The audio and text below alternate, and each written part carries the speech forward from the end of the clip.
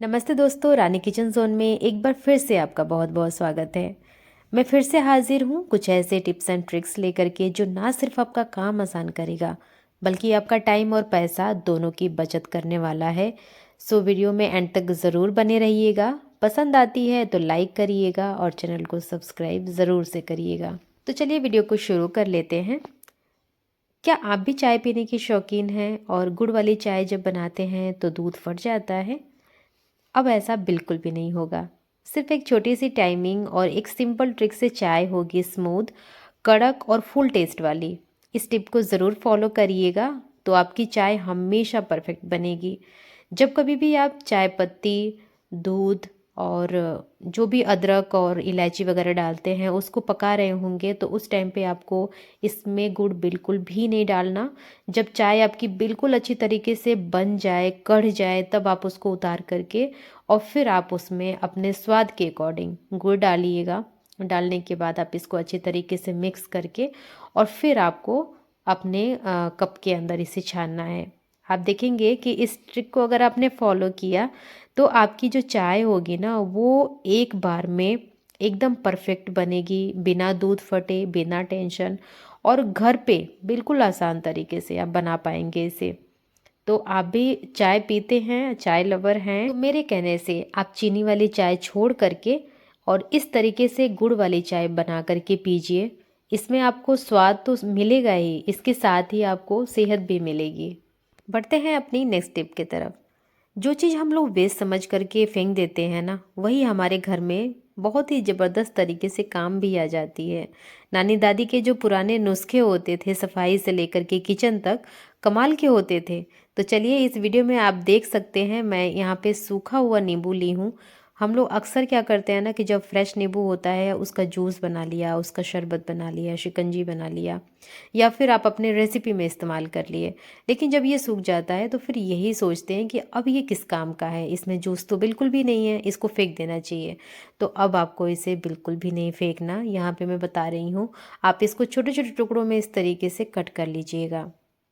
Cut करने के बाद देखिए, मैंने 2 नींबू को ही, 2 से 3 नींबू थे उसको मैंने काट लिया है। और काटने के बाद इस तरीके की जो मिक्सी जार होती है उसमें हम अनगिनत काम करते हैं। लगभग हम हर घर में, हर किचन में रेगुलर बेसिस पे इसको इस्तेमाल किया जाता है। हम इसमें अदरक, लहसुन, चटनी और बहुत सारी चीज़ें पीसते हैं जिसकी वजह से इसमें स्मेल आ जाती है। अब इसकी स्मेल को दूर करने के लिए, या फिर आपकी जो मिक्सी है वो बहुत ज़्यादा गंदी दिख रही है, बस करना कुछ नहीं है, आप नींबू को काट करके इसमें डाल दीजिए और थोड़ा सा नमक भी डालिएगा, क्योंकि नमक जो होता है ना वो स्मेल को तो दूर करता ही करता है, आपके स्टील के बर्तनों में चमक भी लाता है। अब देखिए यहाँ पे इसको मैंने अच्छी तरीके से पीस लिया है और पीसने के बाद ये बिल्कुल इसका बारीक सा पेस्ट बन गया है। अब यहाँ पे देखिए, अगर आपको लगता है कि बस हमारा काम हो गया, हमने मिक्सी में डाल करके इसको पीस लिया, पीस करके बस जिस चीज़ के लिए हमने यूज़ किया वो हो गया, तो ऐसा बिल्कुल भी नहीं है। जो ये इसका पेस्ट है ना उसको आप अच्छी तरीके से थोड़ा थोड़ा पानी डाल करके और मिक्सी को अच्छी तरीके से वॉश करके और इस छन्नी के अंदर छान लीजिएगा। अब ये जो आपके पास पानी तैयार हुआ है ना, ये बहुत ज़्यादा पावरफुल है। इसके अंदर थोड़ा सा आप बेकिंग सोडा और विम लिक्विड जेल डाल करके अपने बर्तनों को वॉश करिए।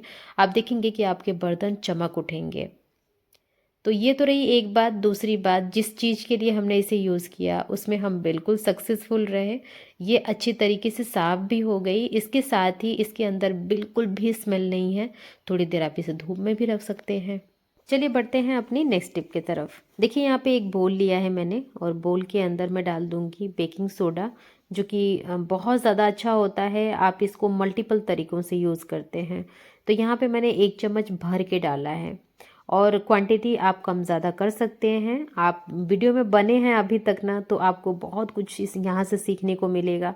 बहुत सारे ऐसे फ़ायदे होंगे जिसमें आपके एक भी पैसे नहीं लगते। अब ये दोनों जो मिक्सचर है ना, इसको उठाना है और ले चलना है फर्श पे।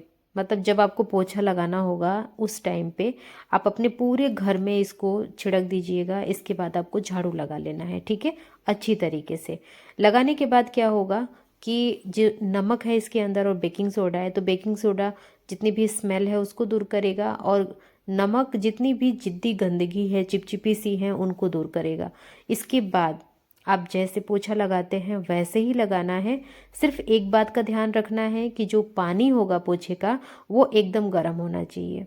एकदम जब पानी गर्म होगा उसमें आप जो भी अपना फ्लोर क्लीनर है डाल दीजिएगा थोड़ा सा। इसके बाद आप अच्छी तरीके से, मतलब पानी बिल्कुल भी नहीं होना चाहिए पोछे में, क्योंकि अभी मौसम ऐसा ही चल रहा है। तो थोड़ा सा भी अगर आपने पोछे में पानी रखेंगे ना तो फिर आपका घर चिपचिप सा हो जाएगा। मैं आपको बिल्कुल क्लियर बता के चलती हूँ हर एक बात। तो यहाँ पे देखिए जो हमने नमक और बेकिंग सोडा डाला उससे हमारी आधी सफाई तो लगभग हो गई है। अब जो आधी सफाई बची है बस आप पोछे को पानी में डिप करते जाइए अच्छे से निचोड़ निचोड़ करके, और फिर अपने फ्लोर को पोंछ करके देखिए, इतना ज़्यादा आपको फ़ायदा होगा। सबसे पहले तो नेगेटिविटी दूर होगी, क्योंकि नमक था आपके घर में, स्मेल जो आ रही होगी उससे भी आपको काफ़ी हद तक निजात मिल जाएगा। जो भी चिपचिपी गंदगी है जो कि काफ़ी लंबे टाइम से पड़ी हुई है उसकी भी यहाँ पे क्लीनिंग हो जाती है।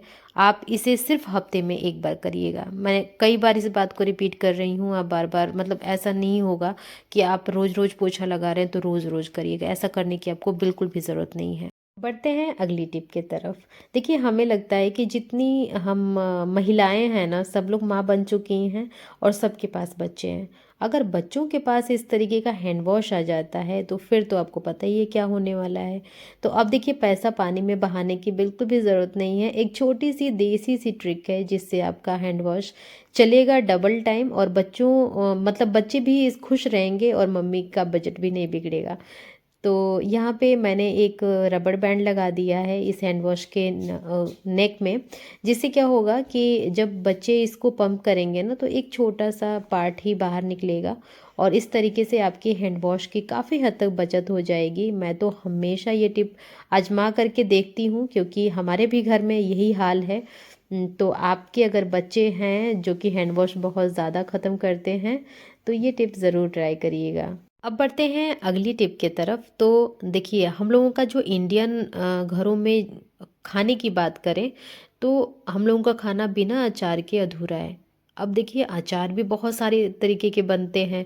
कई बार हम मूली के अचार बना लेते हैं, आम के, मिर्ची की, गाजर मूली मिक्स अचार बहुत सारे होते हैं। अब अगर आपने छोटे छोटे डब्बों में रख रखा है ना कई जगह, तो बस उसको समेटने की बारी है। आप सारे जो जितनी भी अचार आपके पास हैं, अगर थोड़े थोड़े बच रहे हैं तो एक बड़े अचार का डब्बा ले लीजिए और उसमें जितनी भी छोटी छोटी डब्बियों में बचे हुए लेफ़्ट ओवर अचार हैं सबको एक डब्बे में कर दीजिए। ठीक है। तो इससे क्या होगा कि जितने भी अचार इधर उधर पड़े हुए थे वो एक जगह इकट्ठे हो जाएंगे और वो बन जाएगा मिक्स अचार। और ये बिल्कुल भी ख़राब नहीं होता। अगर आपको लगता है कि सब मिक्स कर देंगे तो ख़राब हो जाएगा, ऐसा बिल्कुल भी नहीं है। तो मैंने सारे अचार को एक डब्बे में कर लिया। अब चलिए मैं जादू दिखाती हूँ कि इसको धोना कैसे है, क्योंकि अचार का जो तेल होता है, मसाला होता है, आपको भी पता है कितना स्ट्रांग होता है। अगर उसको आप अपने जूने से मांज देंगे ना तो आपका जूना तो ख़राब होगा ही होगा, आपके हाथ से भी तेल नहीं उतरेगा। इसको साफ़ करने का बहुत ही आसान सा तरीका है कि आप टिश्यू पेपर पे विम लिक्विड जेल डाल करके और गर्म पानी इसके अंदर डालिएगा। इतना ज़्यादा गर्म नहीं कि आपका डब्बा पिघल जाए। अगर वो प्लास्टिक का होगा तो, शीशे का होगा तो कोई दिक्कत नहीं है। आप इसमें गर्म पानी डाल के और इस तरीके से ना अच्छे से शेक करिए। आप देखेंगे कि इतनी आराम से मतलब बिना किसी मेहनत के जितना भी तेल मसाला था वो बहुत ही अच्छी तरीके से साफ़ हो जाता है। यहाँ पे आप खुद देख सकते हैं, मैंने इसको फाइनली वॉश करके भी दिखा दिया। बढ़िया तरीके से साफ़ हुआ और हमें बिल्कुल जद्दोजहद नहीं करनी पड़ी। तो अचार का डब्बा धोने के लिए ये ट्रिक बहुत ही मस्त है। बढ़ते हैं नेक्स्ट टिप की तरफ। यहाँ पे मेरे पास एक सॉक्स पड़ी है और सॉक्स को यूज़ करके मैं आपको एक ऐसी चीज़ बना करके दिखाऊंगी जो अगर आप नए नए कंटेंट क्रिएटर बने हैं ना तो आपके लिए बहुत ही बेस्ट साबित होने वाला है। देखिए कई बार ना जब हम लोग नए नए कंटेंट क्रिएटर बनते हैं तो पैसा खर्च नहीं करना चाहते। ट्राइपॉड तो बहुत ही ज़्यादा मस्ट होता है इस काम के लिए, और आपके पास अगर बजट नहीं है, आप नहीं ख़रीदना चाहते तो बिल्कुल भी मत खरीदिए। यहाँ पे एक बहुत ही जुगाड़ू सा तरीका मैं आपको दिखाऊंगी जिससे आपका फ़ोन बिल्कुल स्टेबल रहेगा और जो आपकी वीडियो होगी ना वो एकदम प्रोफेशनल लगेगी। तो जितने भी कंटेंट क्रिएटर हैं उनके लिए तो फुल पैसा वसूल टिप है, ये ज़रूर देखिएगा। तो यहाँ पे मैंने सबसे पहले तो जो फ़ोन का कवर था उसको निकाल दिया और फिर सॉक्स के अंदर इसे डाल करके फिर ऊपर मैंने यहाँ पे फ़ोन को लगा दिया। अब देखिए ये बहुत टाइट इसके अंदर लॉक हो जाता है, बिल्कुल भी फ़ोन गिरने का कोई चांस नहीं है, आप बिल्कुल निश्चिंत रहिए। इसके बाद आपको ना इस तरीके का डंडा ले लेना है या फिर इस तरीके का पाइप भी ले सकते हैं। पाइप को इस फ़ोन के पीछे के साइड पे, आगे बिल्कुल भी नहीं, मतलब आगे तो हम फिर भी आपको पता ही है कि वीडियो शूट करेंगे तो स्क्रीन दिखनी चाहिए। पीछे का जो पार्ट है उसके अंदर मैंने इस तरीके से डंडे को डाल दिया। अब देखिए ये हमारा जुगाड़ू सा ट्राइपॉड बन करके बिल्कुल तैयार है। अब इसको लगाना कैसे है, इसको अरेंज कहाँ करना है, तो आपको बस एक वॉल चाहिए। वॉल के पास इस तरीके से खड़ा करिए इसको, और जो भी आपको वीडियो या फिर फ़ोटो क्लिक करना है या फिर वीडियो शूट करना है आप यहाँ से बिल्कुल कर सकते हैं। देखिए कितने अच्छे तरीके से फ़ोटो क्लिक करता है, तो है ना ये काम की चीज़।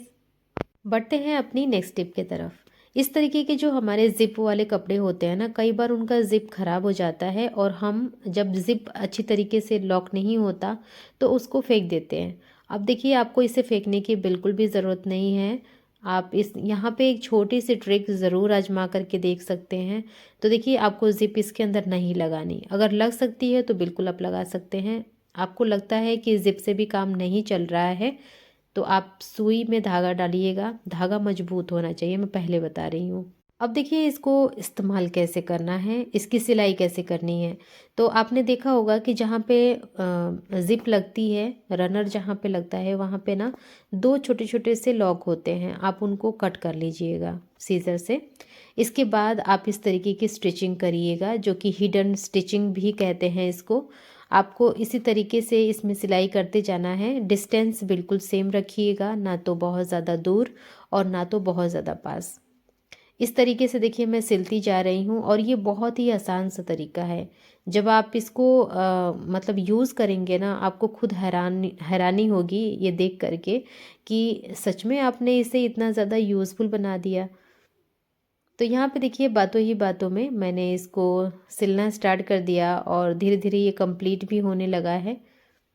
अब देखिए इसको ना यहाँ तक मैंने सिल लिया है, अब इसको खींचना है पकड़ करके। तो जैसे जैसे आप मतलब चूँकि हमने बहुत ज़्यादा दूरी तक सिलाई लगा दी है तो आप ना हाफ हाफ करके इस तरीके से खींचिएगा। आप देखेंगे कि जितनी भी सिलाई है ना वो एकदम बढ़िया तरीके से खींच करके और बराबर हो जाएगी। ये टिप इतनी ज़्यादा आसान है ना कि इससे देखिए ज़िप लगेगी तो ठीक है, नहीं लगेगी तो भी आप इसको बहुत ही ज़बरदस्त तरीके से रीयूज़ कर पाएंगे। आपका पैसा भी बचेगा और कपड़ा भी काम आ जाएगा। तो ये जो जुगाड़ है ना ये हर घर में बहुत ज़्यादा काम आएगा। अब यहाँ पे बातों ही बातों में देखिए यहाँ पे हमने सिलाई लगा ली है कंप्लीट, और यहाँ पे बस इसको खींच करके आप लॉक कर लीजिएगा। लॉक करने के बाद आप नॉट लगा करके और धागे को कट कर लीजिएगा।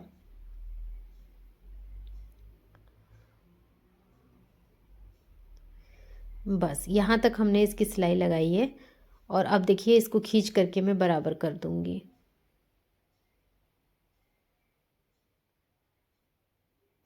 तो यहाँ पे मैंने इसको बिल्कुल प्रॉपर तरीके से सिल दिया है और अब आप खुद देख सकते हैं कि कितना ज़्यादा ये काम का हो गया है। अगर आप इसको मतलब किसी को बताएंगे नहीं ना कि आपने यहाँ पे सिलाई लगाई है तो किसी को पता ही नहीं लगेगा।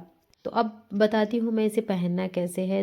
चूँकि इसके अंदर ज़िप थी तो ज़िप तो हमने हटा दिया है, अब सिलाई लगा दिया है, तो यहाँ पे आप इसको टी शर्ट की तरह पहन सकते हैं। तो है ना ये बहुत कमाल की टिप, आप इसे भी ज़रूर आजमा करके देखिएगा। अब बढ़ते हैं अगली टिप की तरफ। देखिए जब कभी भी आप ज़्यादा फ़ोन देख लेते हैं या फिर आप बहुत ज़्यादा डीप थिंकिंग करते हैं तो कई बार ना माइग्रेन का जो दर्द होता है वो बहुत ज़्यादा परेशान करने लगता है। अब अगर आपके पास कोई भी मेडिकल सुविधा नहीं है और आपका सर दर्द बहुत ज़्यादा हो रहा है तो इस तरीके के जो विक्स की डिब्बियाँ होती हैं ना वो आई थिंक सबके घर पे होती हैं, थोड़ा सा ले लीजिए और इस तरीके से ना कान के पीछे लगाना है। बिल्कुल इसको कान के पीछे लगा करके और आप ना धीरे धीरे इसको रब करिएगा। आप देखेंगे कि इतने अच्छे तरीके से आपको आराम आएगा, क्योंकि एक यहाँ पे एक्यूप्रेशर होता है, जहाँ पे जब आप इसको अच्छी तरीके से मसाज देते हैं तो प्रेशर होता है, और प्रेशर की वजह से ना जो आपका माइग्रेन है उसमें बहुत ज़्यादा रिलीफ मिलने लगता है। तो ये टिप भी काम की है, ज़रूर आजमाइएगा। सो ये थी आज की वीडियो, पसंद आई तो लाइक करिएगा, शेयर करिएगा, और चैनल को सब्सक्राइब करना तो बिल्कुल भी मत भूलिएगा। कहाँ से आप हमारी वीडियो को वॉच कर रहे हैं ये भी ज़रूर बताइएगा। तो आज के लिए इतना ही, मिलूंगी मैं नेक्स्ट वीडियो में नेक्स्ट टॉपिक के साथ। तब तक के लिए आप अपना खूब सारा ख्याल रखिएगा। Bye bye.